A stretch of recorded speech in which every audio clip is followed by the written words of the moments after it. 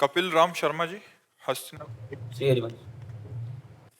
राधे राधे महाराज जी। महाराज जी, आपके चरणों में कोटि कोटि प्रणाम।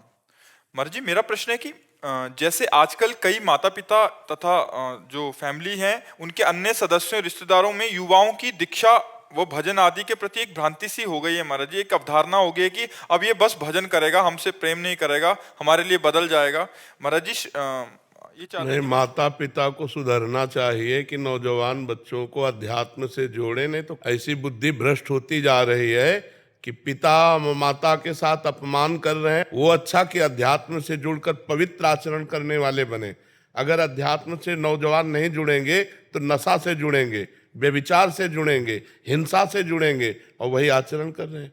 बच्चा बच्चियां क्या कर रहे हैं आप देखो। जो अध्यात्म से नहीं जुड़े व्यभिचार से जुड़ गए, girlfriend boyfriend live in relation, मदिरा, हुक्काबाजी, ड्रग्सबाजी, इससे जुड़ रहे हैं। तो क्या होगा? अगर बच्चे अध्यात्म से जुड़े, भगवान नाम जप करें, अच्छी पढ़ाई करें, माता पिता के चरण छुएं और परोपकार करें, ये अच्छा शास्त्र संयम से चले कि ये मनमानी गंदे आचरणों की तरफ बढ़ते जाए तो अच्छा। हमें लगता है समाज को सुधरना चाहिए, माता पिता को सुधरना चाहिए कि बच्चों को अगर सत शास्त्रों की शिक्षा नहीं दी गई तो वही बच्चे तुम्हारे जीवन के लिए हानि बन जाएंगे, वही तुम्हारे वृद्धावस्था में तुम्हें दुख देने वाले बन जाएंगे। तुम उनके आचरणों को देख देख कर जलोगे, ऐसे वो आचरण करेंगे। पिता पूरा बैल की तरह मेहनत करके अपने बच्चे को पढ़ाता है, लिखाता है, वो जब वृद्ध होता है तो उसको कैसे बर्ताव करते हैं बच्चे? घर से बाहर निकाल देते हैं, अनाथालय भेज देते हैं या रोड में छोड़ देते हैं। तो क्यों? क्योंकि अध्यात्म से नहीं जुड़े। अगर इनको बचपन से अध्यात्म सिखाया जाए तो ये धर्मवान बनेंगे, ये धैर्यवान बनेंगे, ये इंद्रिय विजेता बनेंगे। इंद्रियों के गुलाम जो बन गए वो इसीलिए बन गए कि अध्यात्म की शिक्षा नहीं दी गई। आप हमारे महापुरुषों के चरित्रों को पढ़िए कि बाल्यावस्था में गुरुकुल भेजे जाते थे। क्यों? माता पिता परिवार से अलग होकर ऋषि मुनि के शासन में अध्यात्म में ही अपने जीवन को जब व्यतीत करते, तब जवानी में वो ऐसे धर्मात्मा, ऐसे राष्ट्रभक्त, ऐसे समाज भक्त होते जिससे समाज को सुख मिलता। आज क्या हो रहा है? मात पिता बालकें बुलावें, उदर भरे सोई जतन सिखावें। केवल पेट भरने का धंधा सिखाया जा रहा है, तो वही फिर नशा व्यभिचार गंदे आचरणों में फंसकर समाज को दुख देते हैं। अब देखो नौजवानों की हालत क्या है। अगर कोई माई जा रही है, उसके गले में जंजीर है, तो देखो उसको ऐसे घसीट करके गिरा देते हैं जंजीर लेकर के। 40,000 50,000 रुपया की जंजीर और लाखों का जीवन उसका नष्ट कर देते हैं। खींचाकस के जमीन पे गिरी, मर जाए, चाहे हाथ पैर टूट जाए, कुछ भी हो जाए, क्या है? ये जवानों के अंदर जो कुबुद्धि जा रही है वो अध्यात्म से विमुख होने के कारण। इसलिए ऐसे माता पिताओं को हम प्रार्थना करके संबोधन करते कि अपने बच्चों को अध्यात्म से जुड़ने दो। अध्यात्म से जुड़ने का मतलब ये नहीं कि सब बाबा जी बन जाएंगे। और बाबा जी बनना कोई खेल समझते हो? एक दिन बन के दिखाओ बाबा जी, तो हम बता दें। एक दिन जैसे रहा जाता है, जैसे सदुवई में रहा जाता है, एक दिन जीवन जी के दिखाओ। और 5 मिनट हमें समय केवल दो, 5 मिनट, और 5 मिनट केवल परमात्मा के ध्यान में लगाओ। 1 सेकंड भी मन नहीं हटना चाहिए। तो तुम बहादुर माने, बाबागिरी का खिलवाड़ समझते हो क्या? संत का मतलब है जो अपने चित्त को परमात्मा में निरंतर लगा रहा है। तो ऐसी सबके भाग्य में नहीं लिखा है कि सब संत ही बन जाएंगे। तो इसलिए अध्यात्म से माता पिता को चाहिए कि बच्चों को जरूर जोड़े, जिससे उनकी बुद्धि शुद्ध हो, वो व्यभिचार, हिंसा और व्यसन से बचे। महाराष्ट्र में दीक्षा का एक मिसकंसेप्शन वर्ल्ड में जा रहा है कि दीक्षा लोगे तो बाबा के पीछे पीला ओढ़ के चल दोगे।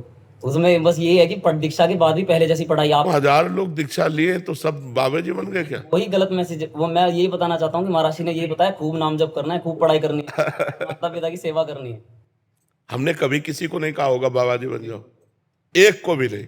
ये जितने हैं ये सब सत्संग सुन करके और बड़े प्रारब्ध इनके जोरदार रहे तो ये आके वृंदावन वास। तो ये बोलते हैं कि आने वाला जीवन तो बहुत कठिन हो जाएगा, तुम किसी रसोई से खाना नहीं खाते, मुझे लगता है कि इसमें नॉनवेज बना होगा। तो बोलते हैं तुम्हारा तो कठिन कैसे जियोगे, लहसुन प्याज छोड़ रखी है तुमने। जो कठिन जीवन जीता वही महापुरुष बनता है। दूसरे जीवों का मांस खा रहे, शराब पी रहे, ये जीवन अच्छा जीवन है? पराई स्त्रियों से व्यभिचार कर रहे हैं, अपने बच्चों से व्यभिचार कर रहे हैं, अच्छा जीवन है? पिता के पास पुत्री सुरक्षित नहीं है, माता पिता पुत्र परिवार के संबंधों में अविश्वास पैदा हो रहा है, हर जगह आतंक छा रहा है दिमागों में, ये अच्छा जीवन है? जहां देखो वहीं कुमार्गामी प्रवृत्तियों की बढ़ोतरी होती चली जा रही है। ये अच्छा जीवन है? बिना अध्यात्म से जुड़े, बिना भगवान की शरण में गए, बिना भगवान का नाम जप करे बुद्धि पवित्र होती है क्या? ये आज यही पवित्रता हो रही है। आप देख लो ना, समाज को देखो ना, पति जो है अपने पुत्र परिवार को नष्ट कर रहा है, अपने आप को फांसी लगा रहा है। ये क्या हो रहा है? बिना अध्यात्म से जुड़े ठीक निर्णय बुद्धि नहीं करती। इसलिए आप लोग बात मत मानिए जो भगवान से विमुख करने की बात करें। जैसे हिरण्यकश्यप की बात प्रहलाद जी ने नहीं मानी, भगवान के सम्मुख होने। अरे हम कह रहे हैं लाखों लोग शिष्य हैं, सब बाबा जी हैं क्या? बाबा जी थोड़ी बनना। बाबा जी बनने के लिए कलेजा चाहिए। तुम खिलवाड़ समझते हो? जिस समय काम सताता है उस समय, जिस समय क्रोध लोभ मोह ममता सताती उस समय बाबा जी बनना कोई खिलवाड़ समझते हो क्या? पता नहीं महाराज जी क्या ट्रेंड बन गया है कि आजकल 4 लोगों में बैठ के आप मदिरा पान करोगे या नशा करोगे तो वो ज्ञान मिल रहा है आपको, और वहां वाणी जी कर रहे हो और माला कर रहे हो तो घर में हलचल हो जाने लग जाएगी, ये क्या करने लगा। तो अच्छा, शराब 4 लोग पिए तो ज्ञान मिल रहा है? लोग कहते हैं कि 4 लोगों में बैठोगे तो दुनियादारी देखोगे। अब हमारा ऐसा मन नहीं करता उनके बीच में भी ये काउंटर से। भाई बच्चा, गंदी सलाह न मानो, चाहे माता की हो चाहे पिता की हो, किसी की भी। कि माला किसी ने जब तक देखा तो वहीं हलचल हो जाएगी, घर में ये क्या कर रहा है, वाणी जी कर रहा है, ये क्या पोथी ले आया। हाँ नहीं, आप सतमार्ग में चलो और माता पिता के चरण छुओ। आपकी तरफ से गलती न होने पाए, वो यदि गलत उपदेश करें तो मानना नहीं। ऐसे लोगों के बीच में नहीं बैठना जहाँ शराब पीते हो, ऐसे लोगों के बीच में नहीं बैठना जो मांस खाते हो, जो व्यभिचार की सलाह देते हो, ऐसे लोगों के वो तो हम वो सुनते रहते हैं महाराज जी, आप बोलते हैं ना हम तुम्हारे साथ हैं, हम तुम्हारे साथ हैं, वो वही सुनते रहते हैं हम तो, उससे ही गर्जना हो जाती है बस। हाँ, ज्यादा लोगों से कहना मत, नहीं तो लगेगा कि बाबा जी बुला देंगे इसको है।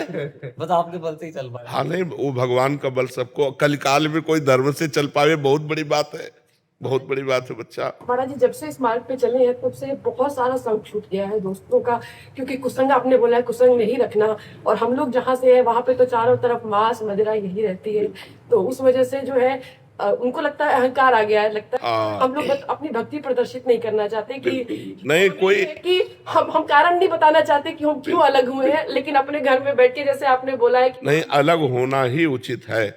ऐसे लोगों से हम दूरी बना, जाके संग कुमति मति उपजय, करत भजन में भंग तजोरे मन हरि विमुखन को संग। अब ये हरि विमुख लोग तो यही चाहेंगे कि आप भी उनकी पार्टी में जाएं। हाँ तो आप नहीं, क्या दे जो वो पूछी कि क्यों नहीं आती, तो दिखती नहीं है। हमें अच्छा नहीं लगता, हमें, हमारे पास समय नहीं है और हमें अच्छा नहीं लगता। हम भक्ति नहीं प्रकाशित करेंगे, उसको छुपा लेते हैं। एक तो समय नहीं है और दूसरी बात हमको अच्छा, हमारी रुचि नहीं है, हमारा स्वभाव ऐसा है। अपने को बचा लेना चाहिए कि हम भजन करते हैं भक्ति करते हैं, ऐसा नहीं। और जिस परिवार में माला चलाने का विरोध हो उसमें माला नहीं चलाना चाहिए। बिना माला के जप का अभ्यास करो। हम ऐसा क्यों भक्ति का प्रदर्शन करें जिसमें हमारा परिवार संतों को गाली देने लगे, भगवान से विरोध पैदा कर दे। हमको गुप्त भजन करना चाहिए। हम कह रहे मान लो रज तिलक ना लगाओ, तो भगवान नहीं जान रहे क्या कि तुम उनका भजन कर रहे हो? अगर परिवार में विरोध है कि तिलक मत लगाओ, कंठी मत पहनो, अच्छा मोबाइल में पूरी चतुरासी जी सुधा निधि सब कुछ है, तो आप वाणी मत ले, मोबाइल देख रहे हैं, क्या देख रहे हो? फिल्म देख रहे हैं।